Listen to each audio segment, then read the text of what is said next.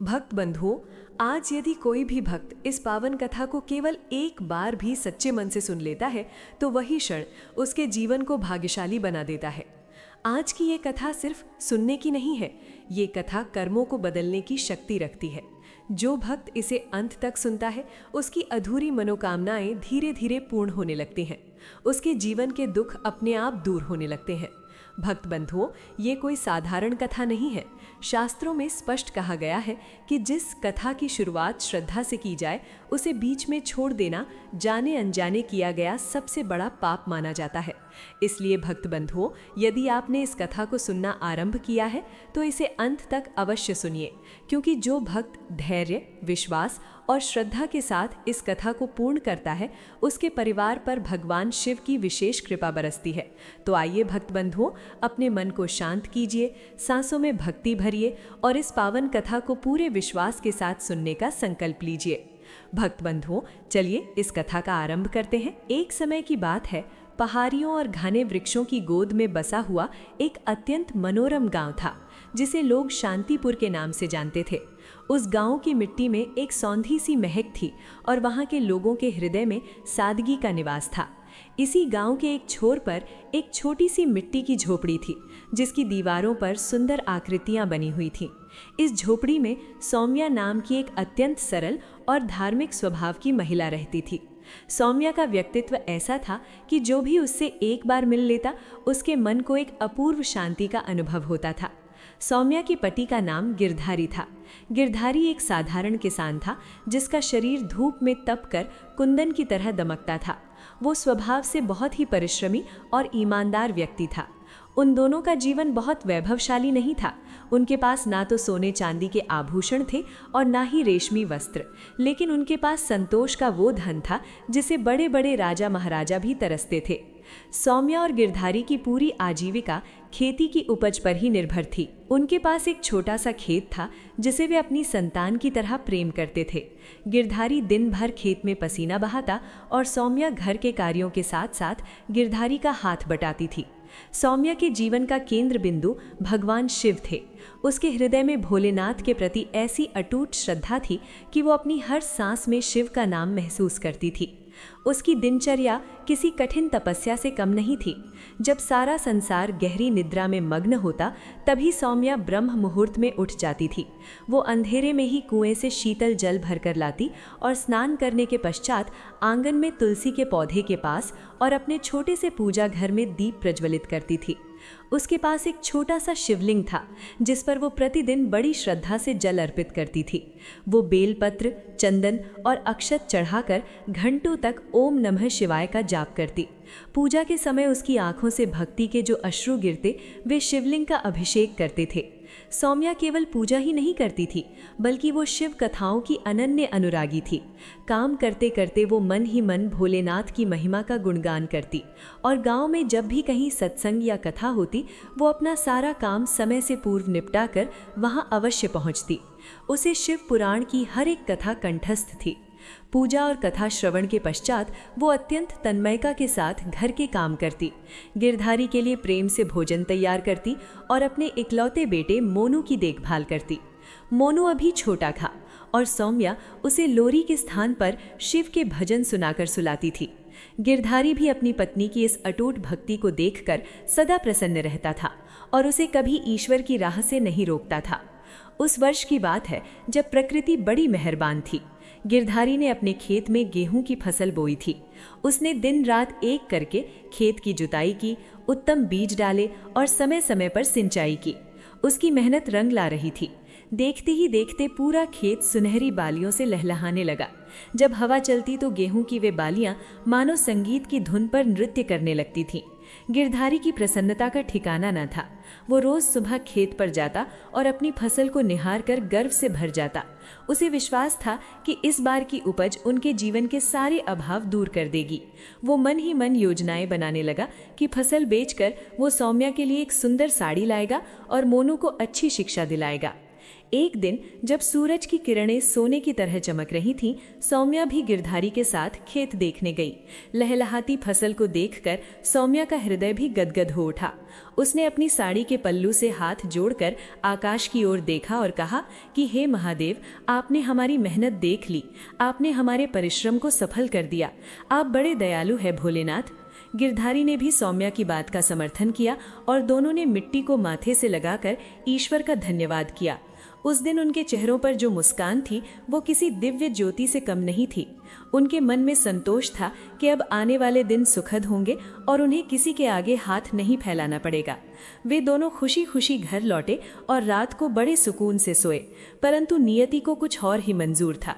कहते हैं कि भगवान अपने सबसे प्रिय भक्तों की परीक्षा अक्सर सबसे कठिन समय में लेते हैं। आधी रात के समय अचानक वातावरण बदल गया।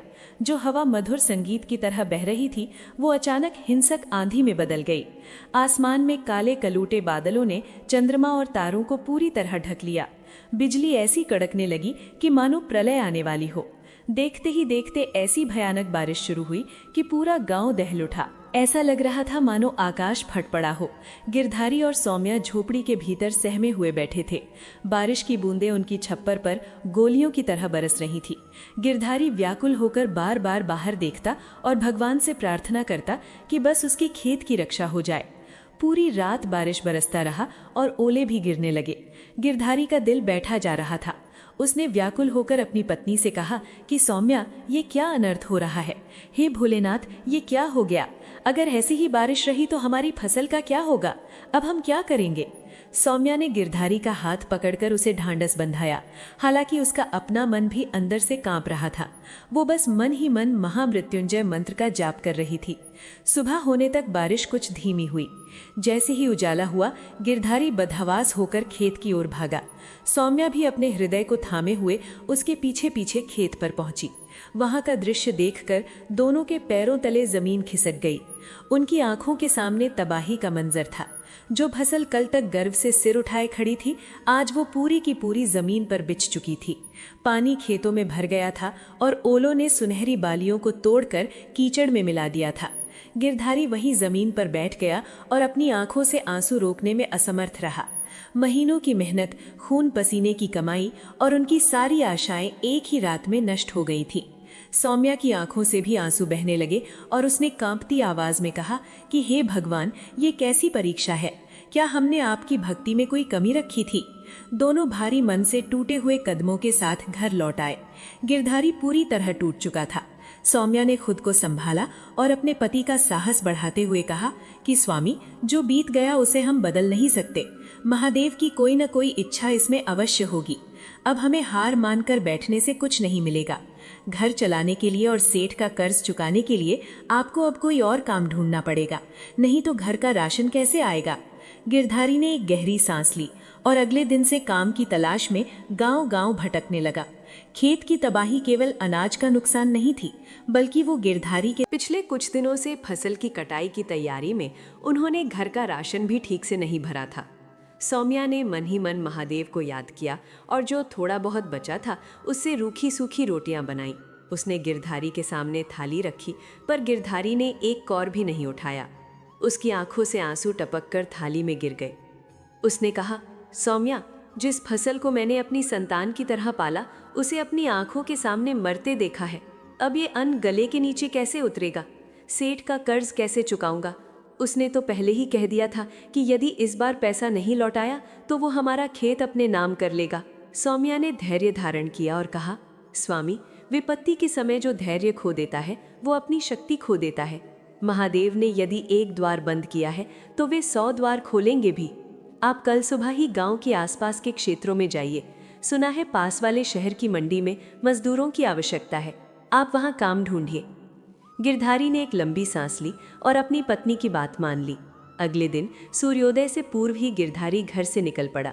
वो कोसों पैदल चलकर शहर की मंडी पहुंचा। वहां सैकड़ों मजदूर पहले से ही काम की तलाश में खड़े थे। बेमौसम की बारिश ने केवल गिरधारी को ही नहीं बल्कि पूरे इलाके के किसानों को बर्बाद किया था, जिसके कारण मजदूरों की संख्या बढ़ गई थी और काम कम हो गया था। गिरधारी ने दिन भर कई लोगों के आगे हाथ फैलाए, मिन्नतें की, पर उसे कहीं काम नहीं मिला।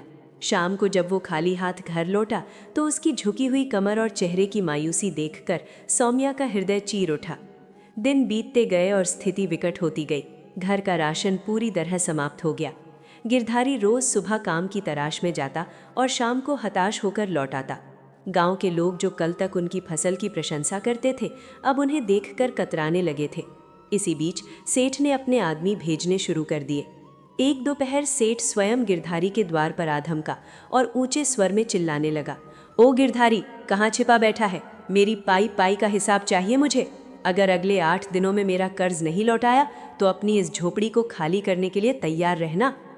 सेठ की धमकियों ने गिरधारी को अंदर से तोड़ दिया। वो रात भर सो नहीं सका। चिंता की आग उसे अंदर ही अंदर जला रही थी। लेकिन दुखों का अंत यही नहीं था। अभी गिरधारी कर्ज और भूख से लड़ ही रहा था कि अचानक उनका बेटा मोनू बीमार पड़ गया। प्रारंभ में सौम्या ने सोचा कि शायद भीगने के कारण उसे साधारण बुखार है, पर रात होते होते मोनू का शरीर आग की तरह तपने लगा। उसे तेज ज्वर यानी बुखार ने जकड़ लिया था। घर में दवा के लिए 1 पैसा भी नहीं था। सौम्या ने ठंडे पानी की पट्टियां रखनी शुरू की, पर बुखार कम होने का नाम नहीं ले रहा था। अगले दिन मोनू की हालत और बिगड़ गई। उसकी सांसें तेज चलने लगी और वो होश खोने लगा। गिरधारी बदहवास होकर गांव के वैद्य के पास गया, पर वैद्य ने कहा कि इसके लिए शहर से महंगी दवाइयां लानी होंगी। गिरधारी के पास तो खाने को भी पैसे नहीं थे। वो दवा कहाँ से लाता? वो गांव के धनी लोगों के पास मदद के लिए गया, पर हर किसी ने अपना पल्ला झाड़ लिया।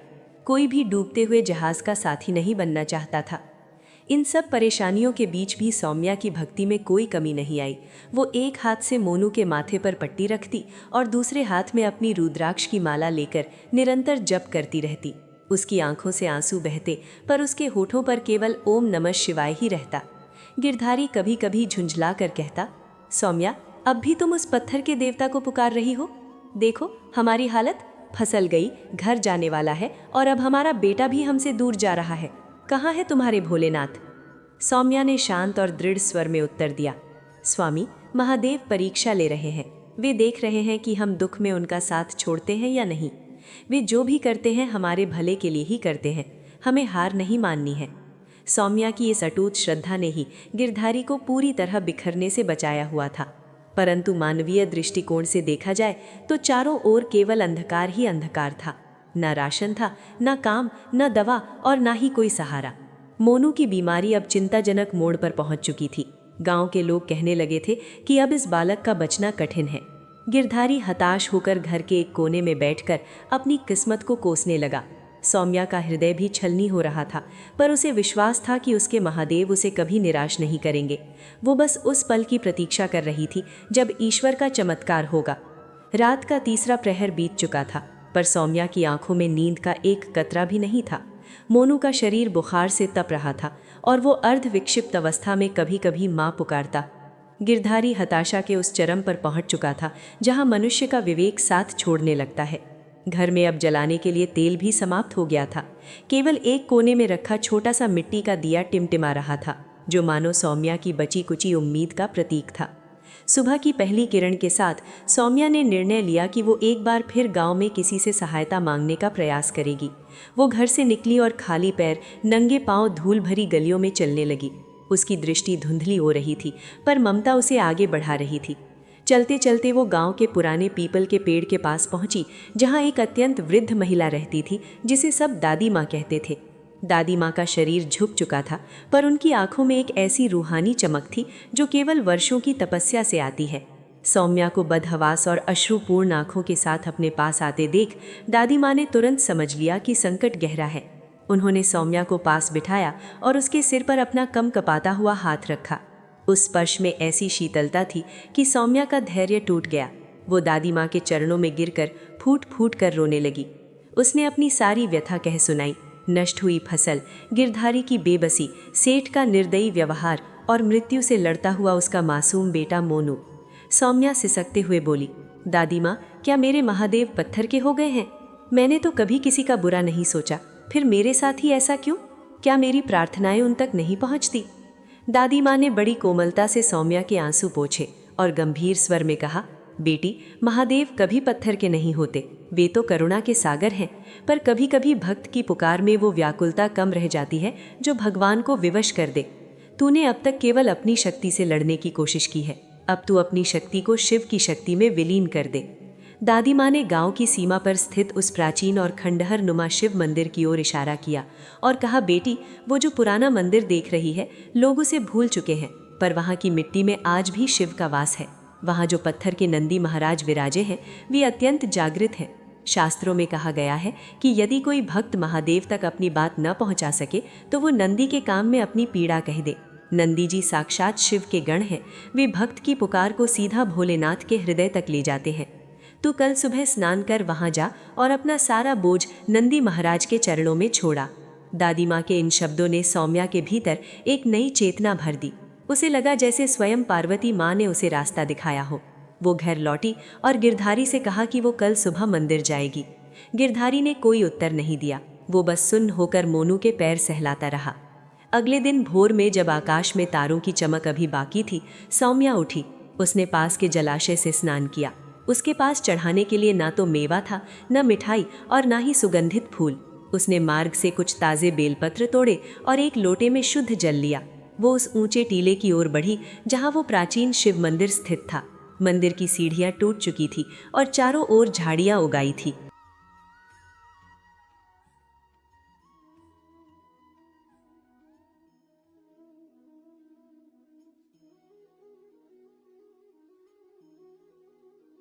पर सौम्या बिना डरे आगे बढ़ती गई। मंदिर के प्रांगण में प्रवेश करते ही उसे एक अलौकिक शांति का अनुभव हुआ। वहां सम्मुख ही विशाल पत्थर के नंदी महाराज विराजमान थे। वर्षों की धूल ने उनके रंग को धुंधला कर दिया था, पर उनकी मुद्रा वैसी ही भव्य और स्थिर थी। सौम्या ने पहले गर्भगृह में जाकर शिवलिंग पर जल चढ़ाया और बेलपत्र अर्पित किए। फिर वो बाहर आई और नंदी महाराज के पास घुटनों के बल बैठ गई। उसने अपने दोनों हाथ नंदी जी के कानों के समीप रखे। उसकी आंखों से आंसुओं की धारा बह निकली, जो नंदी जी की प्रतिमा को भिगोने लगी। सौम्या ने रुंधे हुए कंठ से कहना शुरू किया, हे नंदेश्वर, हे महादेव के प्रिय वाहन, आप तो अंतर्यामी हैं। मेरे घर का चूल्हा बुझ चुका है, मेरा सुहाग बेबस है और मेरा लाल मृत्यु शैया पर पड़ा है। नंदी जी, मैं एक साधारण स्त्री हूँ। मुझे नहीं पता कि महादेव को कैसे रिझाया जाता है। मैं बस इतना जानती हूँ कि आप मेरी पुकार उन तक पहुँचा सकते हैं। कह दीजिए अपने स्वामी से कि यदि आज उन्होंने मेरा हाथ नहीं पकड़ा तो संसार कहेगा कि शिव का भक्त अनाथ होता है। कह दीजिए कि सौम्या की सांसें अब टूटने को है। सौम्या ने अपना सारा दुख, अपनी सारी पीड़ा और अपना सारा अहंकार उन पत्थर के कानों में उड़ेल दिया। वो कई घंटों तक वहीं बैठी रही, मानो वो नंदी जी के उत्तर की प्रतीक्षा कर रही हो। अचानक मंदिर के पीछे वाले विशाल बरगद के पेड़ से एक पत्ता गिरा और सीधा सौम्या की गोद में आ गिरा। उसे लगा जैसे नंदी महाराज ने उसे संकेत दे दिया हो। उसके मन का बोझ हल्का हो गया और वो एक अपूर्व शक्ति के साथ अपने घर की ओर चल पड़ी। जब वो अपनी झोंपड़ी के पास पहुंची तो उसने देखा कि गिरधारी दरवाजे पर खड़ा था। उसकी आंखों में आंसू थे, पर ये आंसू दुख के नहीं थे। गिरधारी चिल्लाया, सौम्या देखो, मोनू ने आंखें खोल दी हैं। उसका बुखार अचानक गायब हो गया और उसने अभी अभी पानी मांगा है। सौम्या वहीं धरती पर गिर पड़ी और मंदिर की दिशा में दंडवत प्रणाम किया। उसे समझ आ गया था कि नंदी महाराज ने अपना काम कर दिया था। भोलेनाथ ने अपने भक्त की लाज रख ली थी। पर चमत्कार यहीं समाप्त नहीं होने वाला था। महादेव की कृपा का अगला अध्याय अभी शुरू होना बाकी था। मोनू की चेतना वापस आना सौम्या के लिए किसी पुनर्जन्म से कम नहीं था। जैसे ही मोनू ने अपनी नन्ही बाहें फैलाईं, सौम्या ने उसे कलेजे से लगा लिया। गिरधारी जो कल तक ईश्वर को कोस रहा था, आज श्रद्धा से मौन था। उसे अपनी पत्नी की उस शक्ति का एहसास हो गया था जिसे अटूट विश्वास कहते हैं। घर में अभी भी अन्न का अभाव था, पर शांति का निवास हो चुका था। सौम्या ने गिरधारी से कहा, स्वामी, महादेव ने जीवन दान दिया है, अब वे जीवन निर्वाह का मार्ग भी अवश्य दिखाएंगे। आप तनिक भी चिंता न करें। अभी सूर्य क्षितिज पर चमक ही रहा था कि गांव के उसी कठोर हृदय सेठ का मुनीम हांफते हुए गिरधारी के द्वार पर आया। गिरधारी का दिल एक पल के लिए धड़क उठा। उसे लगा कि शायद सेठ अपनी धमकी पूरी करने आया है, परंतु मुनीम के शब्द कुछ और ही थे। उसने कहा, गिरधारी भाई, सेठ जी ने तुम्हें तुरंत याद किया है। आज सुबह से उनकी मानसिक स्थिति कुछ बदली बदली सी है। वे बार बार तुम्हारा नाम ले रहे हैं। कृपया जल्दी चलें। गिरधारी सौम्या की ओर देखते हुए सेठ के पीछे चल पड़ा। जब वो सेठ की हवेली पहुंचा तो उसने देखा कि सेठ अपने कक्ष में टहल रहे थे और उनके चेहरे पर एक अजीब सी व्याकुलता थी। गिरधारी को देखते ही सेठ आगे बढ़े और उसका हाथ पकड़कर एक कुर्सी पर बैठा दिया। सेठ ने कहा, गिरधारी, मुझे क्षमा कर दो। कल रात मैंने एक स्वप्न देखा जिसने मेरी आंखों पर पड़ा अहंकार का पर्दा हटा दिया। मैंने देखा कि एक बहुत विशाल धवल अर्थात सफ़ेद रंग का नंदी मेरे शयन कक्ष में खड़ा है। उसकी आंखों में ऐसी चमक थी कि मैं देख भी नहीं पा रहा था। उस नंदी ने मुझसे कहा कि जिस भक्त के घर में मेरा वास है तू उसे सता रहा है। क्या तुझे अपनी धन दौलत का इतना अभिमान है कि तू महादेव के प्रिय पात्र को रुलाएगा? गिरधारी, मैं डर से कांप उठा और जब मेरी आंख खुली तो मुझे अपनी नीचता पर ग्लानि हुई। सेठ ने तुरंत अपने मुनीम को आदेश दिया कि गिरधारी का पिछला सारा कर्ज वही खाते से काट दिया जाए। इतना ही नहीं, सेठ ने गिरधारी के सामने एक नया प्रस्ताव रखा। उन्होंने कहा, गिरधारी, मेरे शहर वाले बड़े गोदाम में एक ईमानदार मुनीम और संरक्षक की आवश्यकता है। मैं जानता हूँ कि तुम जैसे सत्यवादी और शिव भक्त से बढ़कर कोई और पात्र नहीं हो सकता। तुम आज से ही मेरे व्यापार का प्रबंधन संभालो। मैं तुम्हें रहने के लिए पक्का मकान और इतना वेतन दूंगा कि तुम्हारी 7 पीढ़ियां सुखी रहेंगी। गिरधारी की आंखों से अविरल अश्रुधारा बह निकली। वो समझ गया कि ये सेठ की उदारता नहीं बल्कि उस नंदी महाराज की कृपा है जिनके कान में सौम्या ने अपनी पीड़ा कही थी। गिरधारी ने सेठ के पैर छुए और कृतज्ञता व्यक्त की। सेठ ने उसे अग्रिम वेतन के रूप में स्वर्ण मुद्राएं और ढेर सारा राशन उसी समय प्रदान किया। जब गिरधारी बैलगाड़ी में अनाज की बोरियां और घर का सामान लादकर अपनी झोपड़ी पहुंचा तो पूरे गांव के लोग एकत्र हो गए। कल तक जो लोग गिरधारी को अभागा कह रहे थे, आज वे उसकी किस्मत की सराहना कर रहे थे। सौम्या ने जब ये सुना तो उसने सबसे पहले आंगन में रखे शिवलिंग का पूजन किया। उसने गिरधारी से कहा, स्वामी, ये धन और पद महादेव की अमानत है। इसे पाकर कभी ये मत भूलिएगा कि हम उस अंधेरी रात में कहाँ खड़े थे। ये हमारी योग्यता नहीं, उनकी करुणा है। गिरधारी ने पूरे उत्साह के साथ सेठ का काम संभाल लिया। वो दिन भर पूरी निष्ठा से कार्य करता और शाम को लौटते समय उस पुराने शिव मंदिर में दीप जलाने अवश्य जाता। सौम्या ने भी एक नियम बना लिया था। उसने गांव की निर्धन महिलाओं को एकत्र किया और उस पुराने खंडहर नुमा मंदिर की सफाई का जिम्मा उठाया। धीरे धीरे मंदिर का कायाकल्प होने लगा। झाड़ियाँ साफ हुईं, टूटी हुई सीढ़ियाँ सुधारी गईं और वर्षों से मौन पड़ा वो शिवालय फिर से शंख और घंटों की ध्वनि से गूंज उठा। एक दिन जब सौम्या मंदिर के नंदी महाराज की प्रतिमा को जल से स्नान करा रही थी, उसे प्रतिमा के नीचे दबे हुए मिट्टी के एक पात्र का कोना दिखाई दिया। इसने जिज्ञासावश मिट्टी हटाई तो वहाँ एक ताम्रपत्र यानी तांबे की प्लेट और कुछ प्राचीन सिक्के मिले। ताम्रपत्र पर लिखा था, जो इस मंदिर की निस्वार्थ सेवा करेगा और नंदी के माध्यम से मुझ तक पहुँचेगा, उसे मैं कभी अपने द्वार से रिक्त नहीं भेजूंगा। ये खबर आग की तरह फैल गई। गांव के वे लोग जो मंदिर को भूल चुके थे, अब कतार लगाकर वहां आने लगे। लेकिन सौम्या का स्वभाव पहले जैसा ही सरल बना रहा। उसने उस स्वर्ण और सिक्कों को मंदिर के जीर्णोद्धार में लगा दिया। सौम्या और गिरधारी का घर अब अन्न से भरा था। बेटा स्वस्थ था और मान सम्मान की कोई कमी नहीं थी। सौम्या और गिरधारी की ये पावन गाथा हमें जीवन के उन गूढ़ सत्यों से परिचित कराती है जिन्हें हम अक्सर सांसारिक चकाचौंध या दुखों के घने कोहरे में भूल जाते हैं। इस कथा की सबसे पहली और प्रधान सीख ये है कि विश्वास की शक्ति किसी भी भौतिक साधन से कहीं अधिक प्रबल होती है।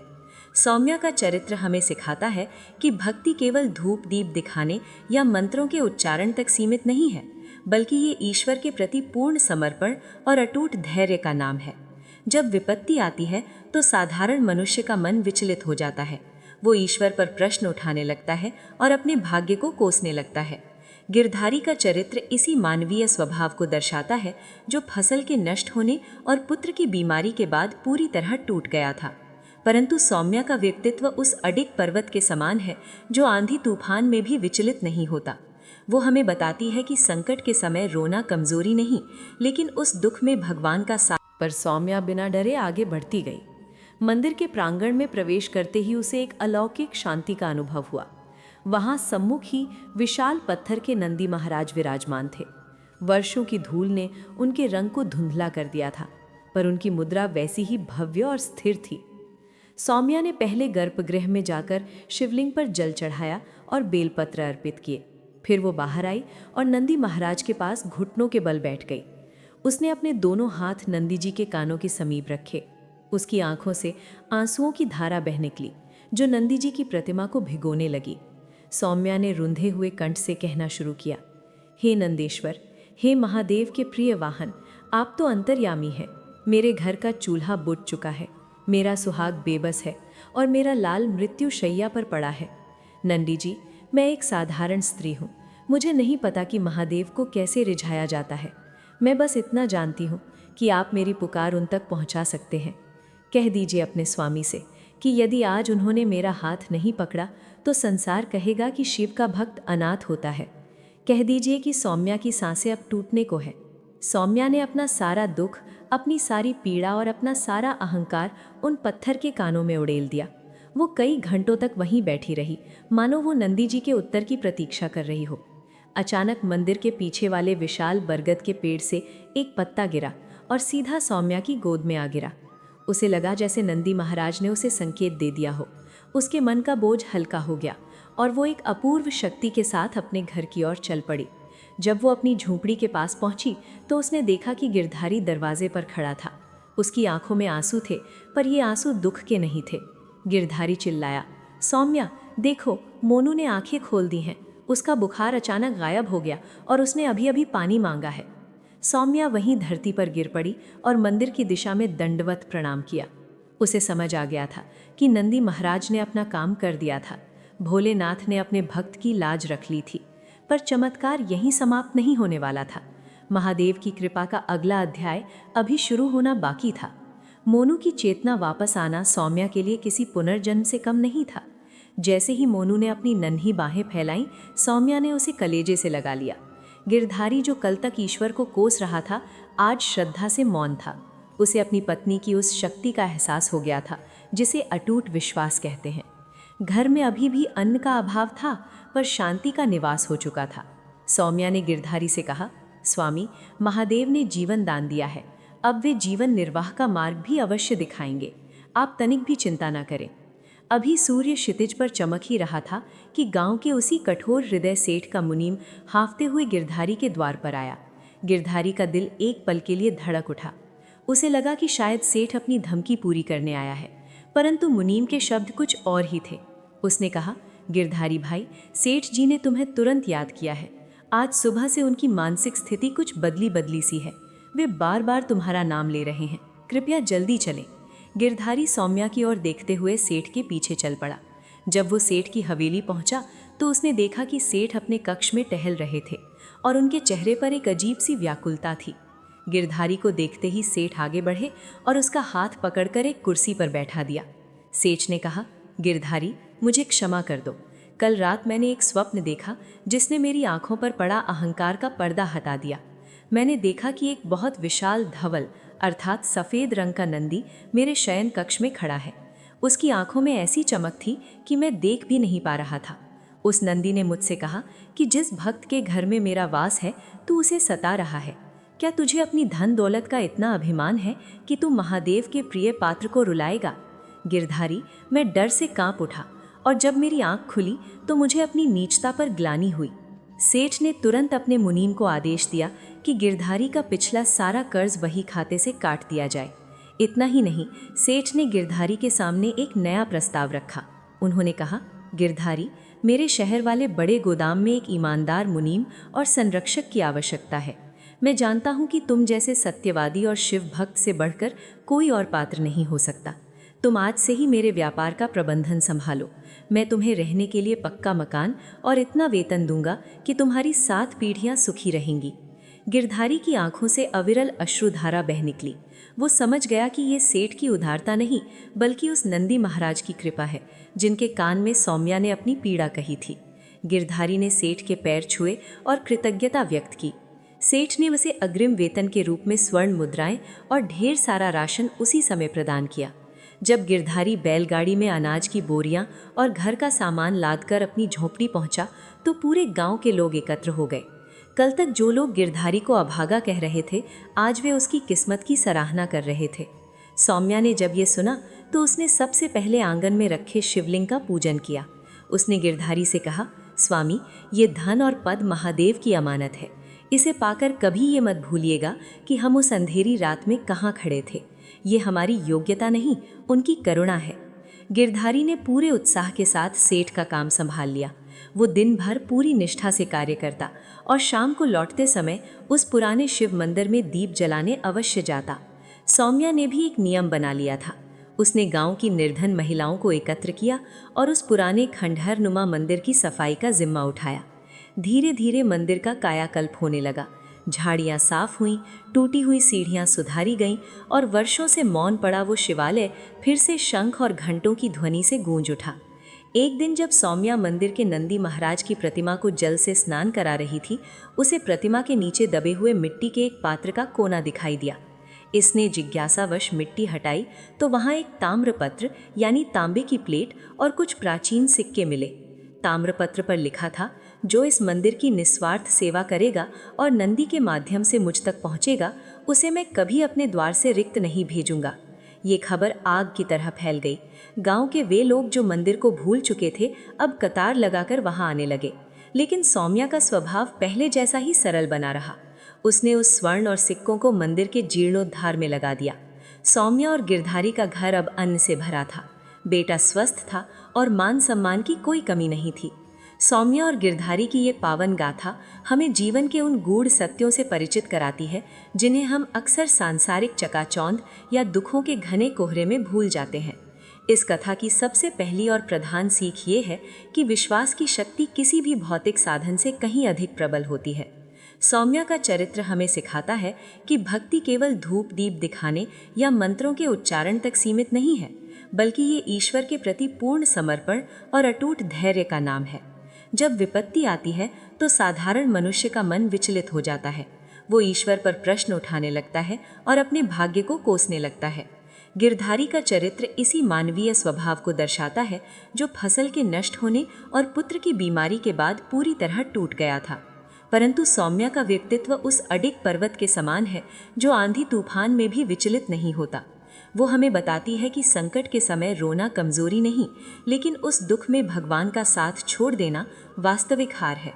इस कथा से हमें ये महान शिक्षा मिलती है कि ईश्वर अपने भक्तों की परीक्षा उनकी पात्रता को बढ़ाने के लिए लेते। वो जर्जर मंदिर और वहाँ के एकाकी नंदी महाराज सौम्या की प्रतीक्षा कर रहे थे, ताकि उनके माध्यम से उस पवित्र स्थान का पुनरुद्धार हो सके। ये सीख अत्यंत महत्वपूर्ण है कि जब ईश्वर हमसे कुछ छीनते हैं तो उनके पास हमें देने के लिए कुछ और भी बड़ा और दिव्य होता है। बस आवश्यकता होती है उस धैर्य की जिसे सौम्या ने अंत तक बनाए रखा। नंदी महाराज के कान में अपनी पीड़ा कहने का प्रसंग हमें ये सिखाता है कि भगवान भाव के भूखे हैं। सौम्या के पास चढ़ाने के लिए स्वर्ण रत्न या 56 भोग नहीं थे। उसके पास केवल उसकी आंखों के आंसू और हृदय की व्याकुलता थी। ये कथा सिद्ध करती है कि ईश्वर तक पहुंचने के लिए किसी बिचौलिए या आडंबर की आवश्यकता नहीं है। एक सरल हृदय से की गई पुकार सीधे कैलाश तक पहुंचती है। नंदी महाराज को संदेशवाहक बनाना इस बात का प्रतीक है कि प्रकृति का कण कण ईश्वर से जुड़ा है, और यदि हम सच्चे मन से किसी को भी साक्षी बनाकर अपनी पीड़ा कहें तो वो उन तक अवश्य पहुंचती है। तथा की एक और गहरी सीख ये है कि भक्ति और कर्म का संतुलन ही जीवन को सार्थक बनाता है। सौम्या केवल मंदिर में बैठकर प्रार्थना नहीं करती रही, बल्कि उसने गिरधारी को काम ढूंढने के लिए प्रेरित किया। उसने स्वयं मंदिर की सफाई की और अपने हाथों से सेवा की। ये हमें संदेश देता है कि ईश्वर उन्हीं की सहायता करते हैं जो स्वयं अपनी सहायता करने का साहस जुटाते हैं। केवल भाग्य के भरोसे बैठे रहना भक्ति नहीं, बल्कि आलस्य है। सच्ची भक्ति वो है जो हमें कर्म करने की शक्ति दे, ना कि हमें कर्म से विमुख करे। गिरधारी का सेठ के यहाँ पूरी ईमानदारी से काम करना ये दर्शाता है कि ईश्वर की कृपा मिलने के बाद भी अपनी निष्ठा को बनाए रखना अनिवार्य है। इस गाथा का एक अत्यंत महत्वपूर्ण पहलू क्षमा और उदारता है। जो सेठ, जो पहले अत्यंत कठोर और लालची था, महादेव के एक स्वप्न मात्र से बदल गया। ये हमें सिखाता है कि किसी भी मनुष्य का हृदय कभी भी परिवर्तित हो सकता है, इसलिए हमें किसी के प्रति घृणा नहीं पालनी चाहिए।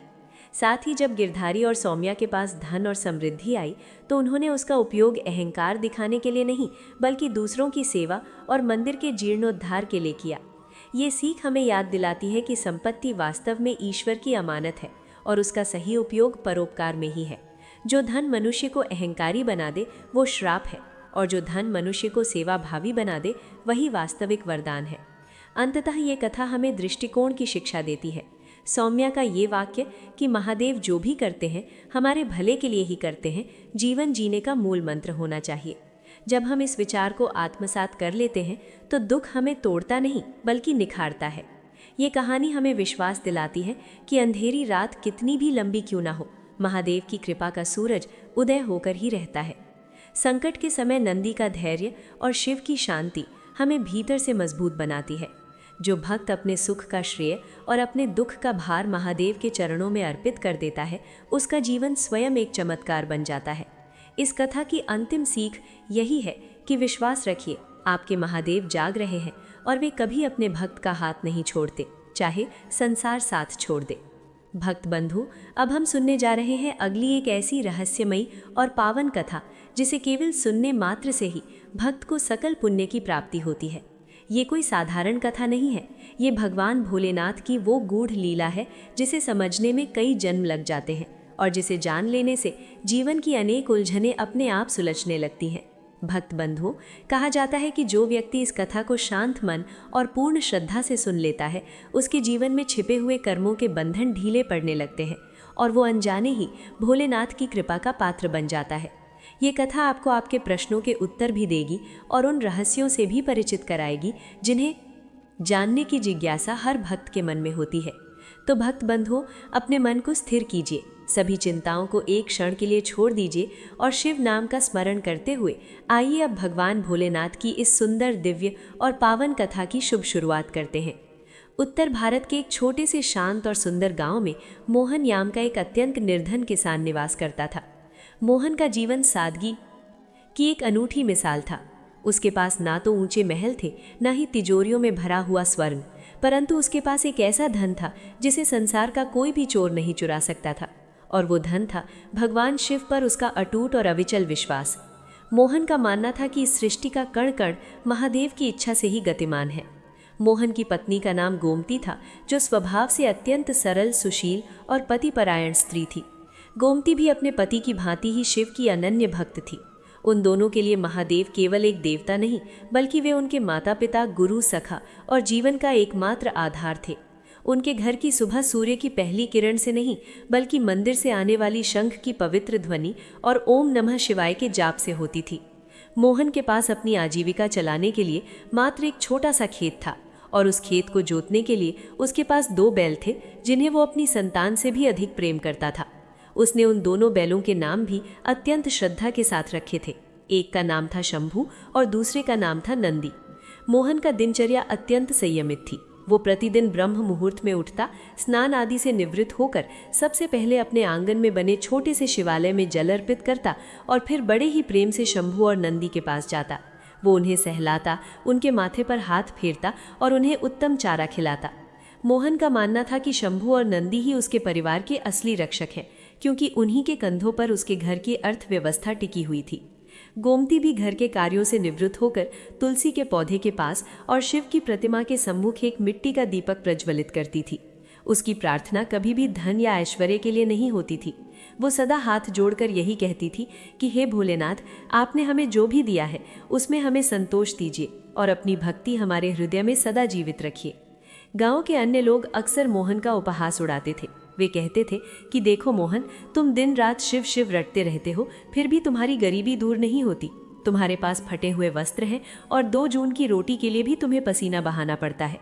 मोहन उन लोगों की बातों पर केवल मंद मंद मुस्कुरा देता और कहता कि भाइयों, मेरे महादेव ने मुझे वो सब कुछ दिया है जिसकी मुझे आवश्यकता है। संतोष से बड़ा कोई सुख नहीं है और भक्ति से बड़ा कोई धन नहीं है। मोहन और गोमती की इस निस्वार्थ भक्ति को देखकर कभी कभी प्रकृति भी प्रसन्न हो उठती थी। उनके छोटे से खेत में अन्न की बालियां जब हवा में झूमती थीं, तो ऐसा प्रतीत होता था मानो वे भी महादेव की स्तुति कर रही हों।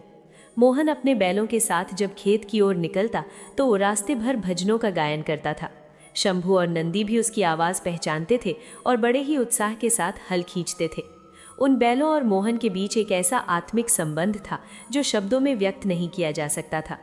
एक दिन की बात है, ग्रीष्म ऋतु का समय था और चारों ओर लू चल रही थी। मोहन दिन भर खेत में कड़ी मेहनत करके घर लौटा था। उसने शंभू और नंदी को जल पिलाया, उन्हें चारा दिया और उनके विश्राम की व्यवस्था करके स्वयं भी थक कर सो गया। आधी रात का समय था। आकाश में बादलों ने चंद्रमा को ढक लिया था और चारों ओर घना अंधकार छाया हुआ था। उसी अंधकार का लाभ उठाकर कुछ दुष्ट चोर गांव में घुस आए। उनकी दृष्टि मोहन के उन हट्टे कट्टे बैलों पर पड़ी। चोरों ने बहुत ही चालाकी से शंभू और नंदी की रस्सियां काट दी और उन्हें चुपचाप वहां से लेकर चंपत हो गए। मोहन और गोमती गहरी निद्रा में थे। उन्हें इस अनहोनी का तनिक भी आभास नहीं हुआ। उन्हें क्या पता था कि जिस ईश्वर पर वे इतना विश्वास करते हैं, वही ईश्वर आज उनकी सबसे बड़ी परीक्षा लेने वाले हैं। अगली सुबह जब सूर्य की पहली किरण ने मोहन के आंगन को छुआ तो वो सदा की भांति प्रसन्न मन से उठा। उसने लोटा उठाया और अपने बैलों को पानी पिलाने के लिए बाड़े की ओर बढ़ा। जैसे ही वो वहां पहुंचा, उसके हाथ से लोटा छूटकर गिर गया। बाड़ा खाली पड़ा था। वहां न शंभू था और न ही नंदी।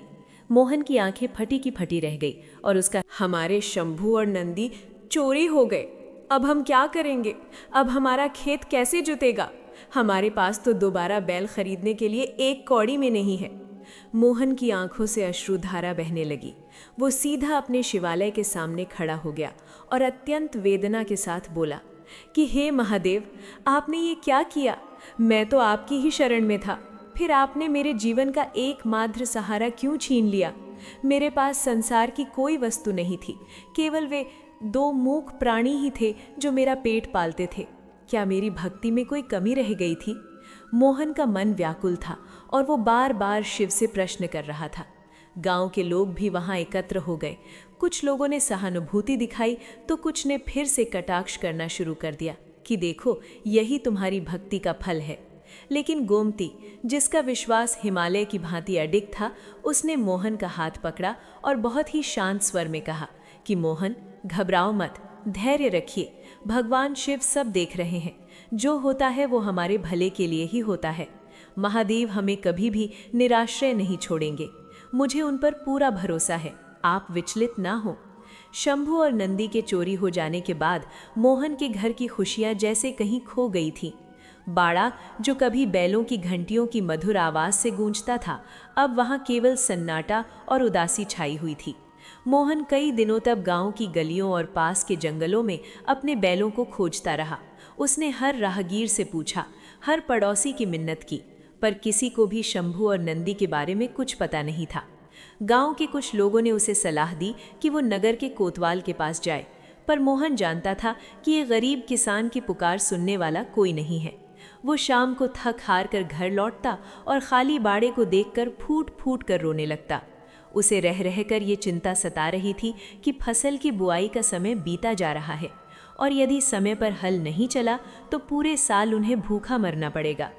एक दोपहर मोहन अपनी झोपड़ी के बाहर बैठा हुआ शून्य में देख रहा था। तभी गांव के कुछ धनी लोग वहां से गुजरे। उनमें से एक ने रुककर व्यंग के साथ कहा कि क्यों मोहन, अभी भी शिव शिव जप रहे हो या अक्ल ठिकाने आई?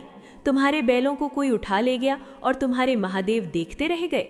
इससे अच्छा तो होता कि तुम किसी साहूकार से जुड़कर रहते, कम से कम संकट के समय कुछ सहायता तो मिलती। मोहन ने सिर झुका लिया, पर उसके मन में क्रोध नहीं बल्कि एक गहरी पीड़ा थी। वो सोच रहा था कि क्या वास्तव में ईश्वर अपने भक्तों की सुध लेते हैं। तभी गोमती भीतर से आई और उसने उन लोगों से कहा कि भाइयों, हमारे महादेव हमारी परीक्षा ले रहे हैं और हमें पूरा विश्वास है कि वे हमें इस मझधार में डूबने नहीं देंगे। लाभ हानि तो संसार का नियम है, पर ईश्वर का साथ कभी नहीं छूटता। उन लोगों ने उपहास किया और वहां से चले गए। गोमती ने मोहन के पास बैठकर उसे धीरज बंधाया। उसने कहा कि स्वामी, आप विचलित क्यों होते हैं? क्या आपको याद नहीं कि जब पिछली बार अकाल पड़ा था तब भी इन्हीं महादेव ने हमारे घर के अन्न के पात्र को खाली नहीं होने दिया था।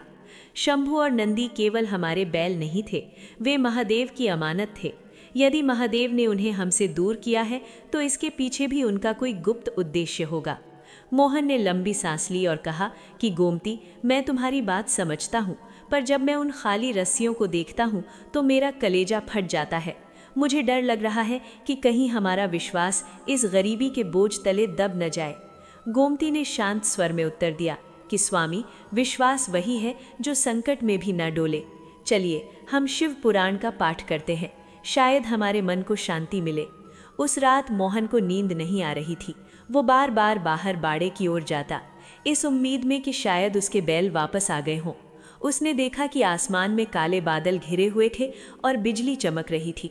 मॉनसून की पहली फुहारें धरती की प्यास बुझाना शुरू कर चुकी थी। पूरे गांव के किसान हर्षोल्लास के साथ अपने अपने खेतों की ओर निकल रहे थे। चारों ओर बैलों की घंटियों और किसानों के मधुर गीतों की आवाज़ें गूंज रही थीं। पर मोहन की झोपड़ी में एक अजीब सा सन्नाटा था। मोहन आज सुबह जल्दी नहीं उठा। उसे डर लग रहा था कि बाहर जाकर खाली बाड़े को देखना उसकी पीड़ा को और बढ़ा देगा। वो बिस्तर पर पड़ा हुआ केवल छत की ओर देख रहा था। गोमती ने आकर उसके कंधे पर हाथ रखा और कहा कि स्वामी उठिए, भोर हो चुकी है, महादेव का नाम लीजिए, आज मन कह रहा है कि कुछ बहुत शुभ होने वाला है। मोहन ने भारी मन से आंखें खोली और अनमने ढंग से बाहर की ओर कदम बढ़ाया। जैसे ही मोहन ने अपनी झोपड़ी का मुख्य द्वार खोला, उसके सामने जो दृश्य था उसे देखकर उसके हाथ से पानी का पात्र छूटकर जमीन पर गिर पड़ा। उसकी आंखें फटी की फटी रह गईं और वो हक्का बक्का होकर वहीं जड़वत खड़ा रह गया। उसने अपनी आंखें मलकर दोबारा देखा। उसे लगा कि शायद वो कोई स्वप्न देख रहा है। बाड़े के ठीक सामने उसके दोनों बैल शंभू और नंदी शांत भाव से खड़े थे। वे दोनों बिल्कुल स्वस्थ और पुष्ट लग रहे थे, परंतु उनके शरीर पर एक विचित्र सी चमक थी। सबसे अधिक आश्चर्य की बात तो ये थी कि उनके पूरे शरीर पर सफ़ेद भस्म लगी हुई थी, जैसे वे किसी शमशान या साक्षात शिवालय से सीधे चलकर आए हों। उनके गले में बंधी हुई घंटियां एक दिव्य ध्वनि उत्पन्न कर रही थी। मोहन की चीख निकल गई, गोमती, गोमती, देखो कौन आया है। गोमती दौड़ती हुई बाहर आई और बैलों को देखकर वो वहीं घुटनों के बल बैठ गई। उसकी आंखों से अश्रुधारा बहने लगी, पर ये आंसू दुख के नहीं बल्कि परम आनंद और कृतज्ञता के थे। उसने हाथ जोड़कर आकाश की ओर देखा और चिल्लाकर कहा, हे भोलेनाथ, हे मेरे त्रिलोकीनाथ, आपकी लीला अपरंपार है, आपने अपने दासों की लाज रख ली। मोहन दौड़कर अपने बैलों के गले लग गया। वो कभी शंभू को चूमता तो कभी नंदी के माथे को सहलाता। बैलों ने भी बड़े प्रेम से अपना सिर मोहन के कंधों पर रख दिया, मानो वे कह रहे हों कि मालिक, हम कहीं नहीं गए थे, हम तो अपने स्वामी महादेव की आज्ञा का पालन कर रहे थे। गांव के लोग भी ये शोर सुनकर वहां एकत्र होने लगे।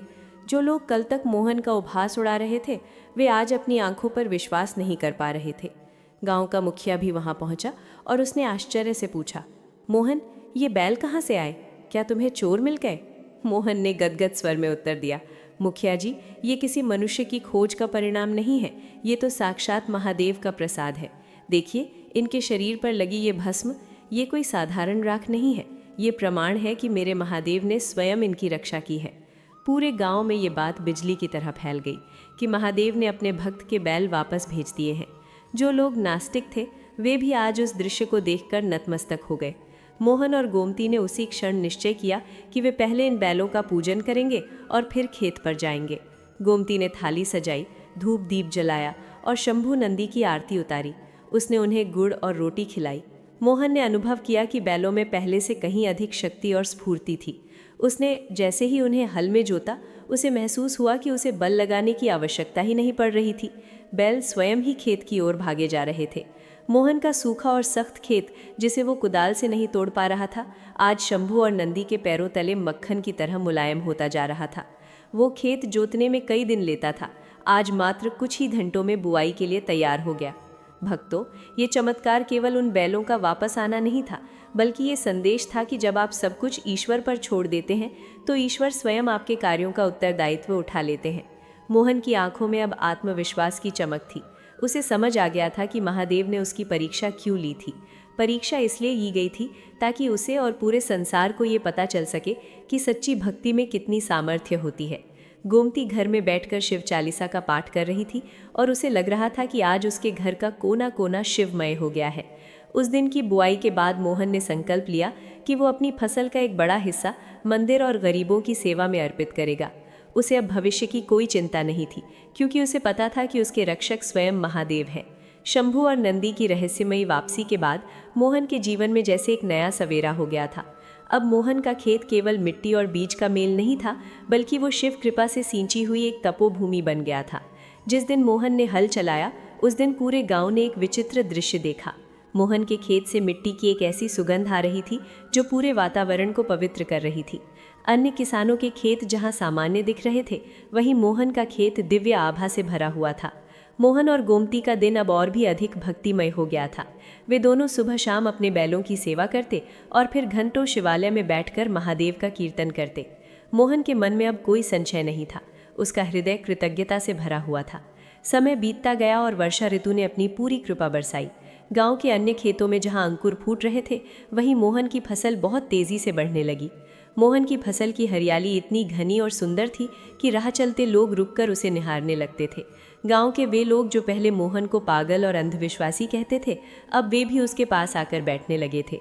एक दिन गांव का एक धनी किसान, जो सदा अपने धन के अहंकार में रहता था, मोहन के पास आया और बोला कि मोहन, ये कौन सा जादू है?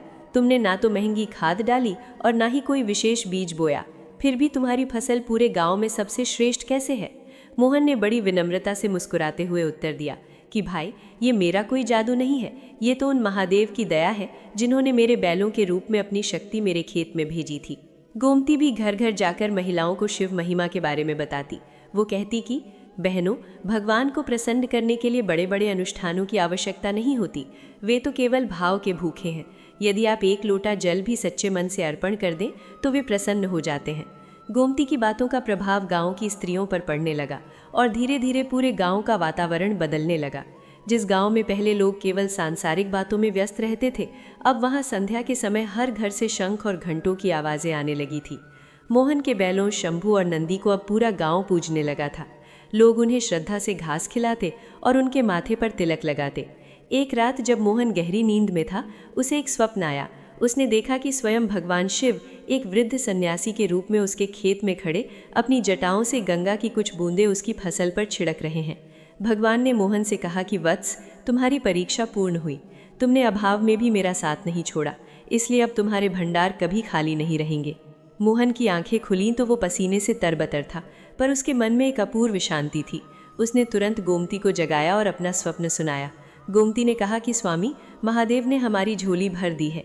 अब हमारा कर्तव्य है कि हमें सुख को केवल अपने तक सीमित ना रखें, बल्कि इसे सबके साथ बांटें। फसल कटने का समय निकट आ गया था। उस वर्ष पूरे क्षेत्र में चूहों और कीड़ों का प्रकोप हुआ, जिससे कई किसानों की फसलें बर्बाद हो गई। लेकिन ये एक महान चमत्कार था कि मोहन के खेत की एक भी बाली को किसी जीव ने छुआ तक नहीं। मोहन की फसल सोने की तरह चमक रही थी। जब अनाज निकाला गया तो पैदावार इतनी अधिक हुई कि मोहन के छोटे से घर में उसे रखने की जगह नहीं बची। गांव वाले दांतों तले उंगली दबा रहे थे। जहां दूसरे किसानों के पास खाने भर का अनाज मुश्किल से हुआ था, वहीं मोहन के पास इतना अनाज था कि वो कई वर्षों तक पूरे गांव का पेट भर सकता था। मोहन ने अनाज की बोरियां उठाईं और सबसे पहले गांव के मंदिर में अर्पित की। भक्तों, ये कथा हमें सिखाती है कि जब मनुष्य ईश्वर पर पूर्ण भरोसा करता है तो प्रकृति भी उसकी दासी बन जाती है। मोहन ने अपनी सफलता का श्रेय कभी स्वयं को नहीं लिया। वो सदा यही कहता रहा कि ये मेरी मेहनत नहीं, महादेव की दया है। मोहन का जीवन अब बदल चुका था, पर उसकी सादगी वैसी ही थी। वो आज भी फटे हुए साफे में अपने बैलों की सेवा करता और महादेव का नाम जपता। उसे अब धन का लोभ नहीं था, बल्कि उसे इस बात का सुख था, और मैं केवल उनका एक छोटा सा सेवक हूँ। जब मनुष्य फल की चिंता छोड़कर केवल कर्म को ही पूजा बना लेता है, तो महादेव स्वयं फल की चिंता करने लगते हैं। पंडित जी मोहन की इस सरल और उच्च सोच को देखकर गदगद हो गए और उन्होंने स्वीकार किया कि वास्तविक भक्ति पोथियों में नहीं, बल्कि ऐसे सरल हृदय में निवास करती है। भक्तों, इसी समय गांव में एक बार फिर से संकट के बादल मंडराने लगे। उस वर्षा ऋतु के अंत में गांव में एक भयंकर महामारी फैल गई। पशु पक्षी और मनुष्य सभी इसकी चपेट में आने लगे। गांव के लोग भयभीत थे। मोहन ने देखा कि उसके पड़ोसी के पशु भी बीमार पड़ रहे हैं। उसने तुरंत अपने घर के द्वार खोल दिए और गांव के सभी बीमार पशुओं को अपने बाड़े में स्थान दिया। उसने दिन रात उनकी सेवा की और निरंतर महामृत्युंजय मंत्र का जाप करता रहा। आश्चर्य की बात यह थी कि जो भी पशु मोहन के बाड़े में आता, वो कुछ ही दिनों में स्वस्थ हो जाता। लोगों का विश्वास और भी दृढ़ हो गया कि मोहन के पास महादेव की कोई विशेष शक्ति है। परंतु मोहन जानता था कि ये सब उसकी अपनी शक्ति नहीं, बल्कि महादेव की इच्छा है। वो हर सफलता और हर चमत्कार को शिव के चरणों में अर्पित कर देता। गोमती ने मंदिर में अखंड कीर्तन का आयोजन करवाया। वो मानती थी कि मंत्रों की ध्वनि में वो सामर्थ्य है जो वायुमंडल को शुद्ध कर सकती है। धीरे धीरे महामारी का प्रकोप शांत होने लगा। गांव वालों ने महसूस किया कि यदि मोहन और उसकी भक्ति ना होती तो शायद आधा गांव उजड़ जाता। अब मोहन गांव का केवल एक किसान नहीं बल्कि सबका मार्गदर्शक और अभिभावक बन चुका था। उसके जीवन ने सिद्ध कर दिया था कि सादगी और सत्य का मार्ग ही जीवन का सर्वश्रेष्ठ मार्ग है। भक्तों, ये कथा हमें सिखाती है कि सुख के समय में भी जो व्यक्ति ईश्वर को नहीं भूलता, ईश्वर संकट के समय उसका हाथ कभी नहीं छोड़ते। मोहन ने अपनी अमीरी को अहंकार का साधन नहीं बल्कि सेवा का माध्यम बनाया। उसने सिद्ध किया कि शिव वहाँ नहीं मिलते जहाँ स्वर्ण है, शिव तो वहाँ मिलते हैं जहाँ करुणा और समर्पण है। मोहन का जीवन आज भी उस गांव के लिए एक प्रेरणा है। उसकी हरियाली अब केवल उसके खेत तक सीमित नहीं थी बल्कि उसने पूरे गांव के सूखे हृदयों में भक्ति की हरियाली। इस कथा की सबसे बड़ी सीख ये है कि मनुष्य का सबसे बड़ा धन उसकी संपत्ति नहीं बल्कि उसका ईश्वर पर अटूट और अडिग विश्वास है। जब मोहन के बैल चोरी हुए तो वो घबराया जरूर, लेकिन गोमती के शांत स्वर और अटल भरोसे ने उसे टूटने से बचा लिया। ये हमें सिखाता है कि संकट के समय जब रास्ते बंद नजर आने लगे तब केवल धैर्य और ईश्वर की शरण ही वो नौका है जो हमें मझधार से बाहर निकाल सकती है। जो लोग विपत्ति के समय भगवान को कोसने लगते हैं या उन पर संदेह करते हैं, वे अपनी आंतरिक शक्ति खो देते हैं।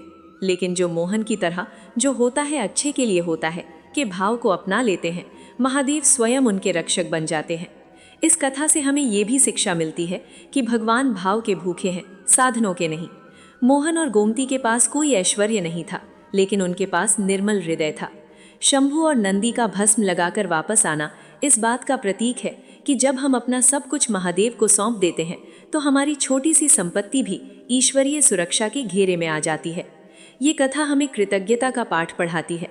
सफलता मिलने के बाद मोहन ने कभी अहंकार नहीं किया कि ये उसकी मेहनत का फल है, बल्कि उसने हर बाली और हर दाने में शिव की कृपा को देखा। वास्तविक शिव भक्त वही है जो सुख में भी उतना ही विनम्र रहे जितना वो दुख में था।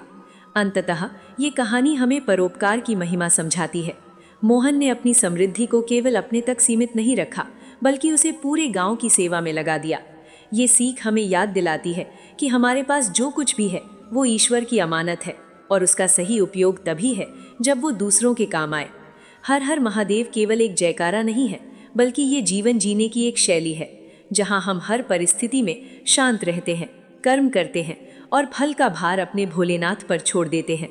जो भक्त संकट में भी अपना संयम नहीं खोते, महादेव अंत में उन्हें वो सब कुछ प्रदान करते हैं जिसकी उन्होंने कभी कल्पना भी नहीं।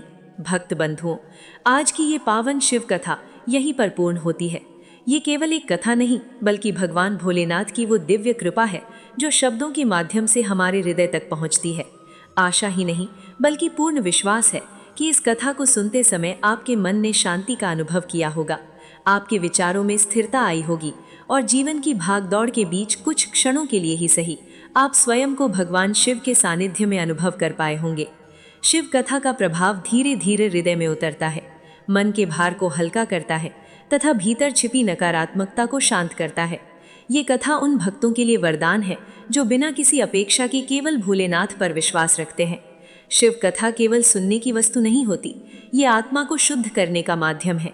जो भक्त श्रद्धा, विश्वास और संयम के साथ भगवान शिव की कथा को सुनता है, उसके जीवन के दुख, भय और संशय धीरे धीरे स्वतः ही समाप्त होने लगते हैं। यदि आज की ये कथा आपको अच्छी लगी हो, यदि इससे आपके मन में भक्ति का भाव जागा हो, तो कृपया हमारे चैनल को सब्सक्राइब अवश्य करें। आपका एक छोटा सा सहयोग हमें ऐसी ही पावन शिव कथाएं निरंतर आपके लिए प्रस्तुत करने की प्रेरणा देता है। प्रार्थना, हे देवों के देव महादेव, जिस भी भक्त ने इस कथा को आरंभ से अंत तक सच्चे मन और पूर्ण श्रद्धा से सुना है, आप उसके जीवन के सभी कष्ट, दुख और बाधाएं दूर करें।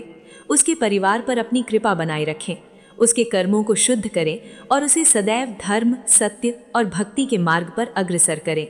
हे भोलेनाथ, उसे जीवन में सुख, शांति, स्वास्थ्य और संतोष प्रदान करें और अंततः अपने श्री चरणों का सानिध्य दें। हर हर महादेव। जय भोलेनाथ।